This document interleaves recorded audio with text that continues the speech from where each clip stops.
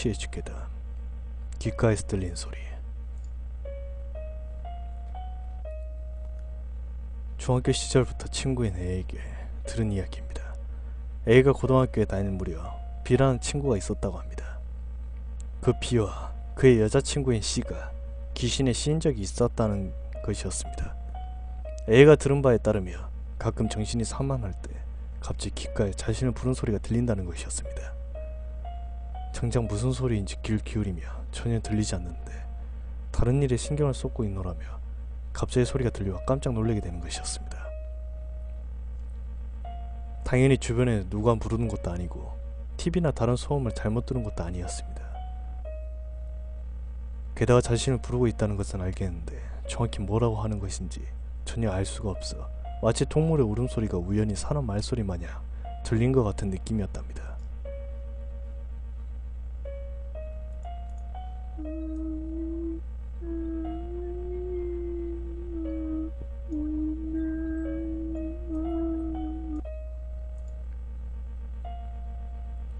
물론 단순히 가끔 놀라거나 기분이 나쁜 정도라면 익숙해지거나 처음에 살아갈 수 있을지도 모릅니다. 하지만 기껏 잠들려고 하는 순간에도 몇 번이고 귓가에서 부른 소리가 들려오니 신경 쇠약이 되지 않고는 100일 재간이 없었다고 합니다. 결국 B는 나날이 초췌해 갔습니다. 이게 만약 B 혼자에게만 일어난 일이었다면 단순 정신질환으로 여기고 끝났을지도 모릅니다.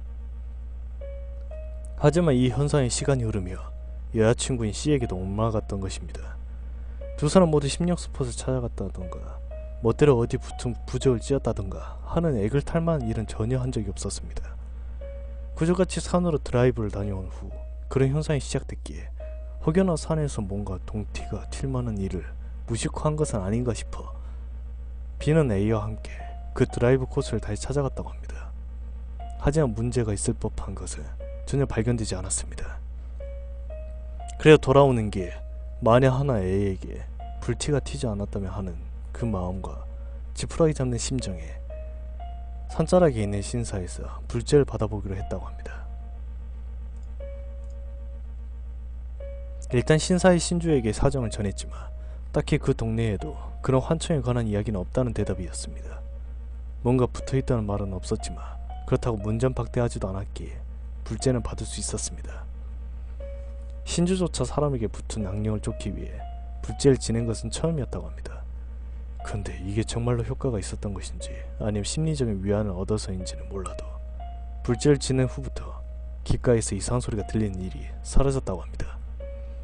그래서 B는 C에게도 불제를 받게 하려고 연락을 했습니다.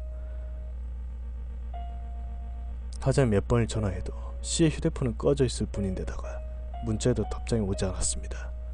결국 막막해진 마음에 C의 집에 전화를 했더니 C가 입원했다는 대답이 돌아왔습니다.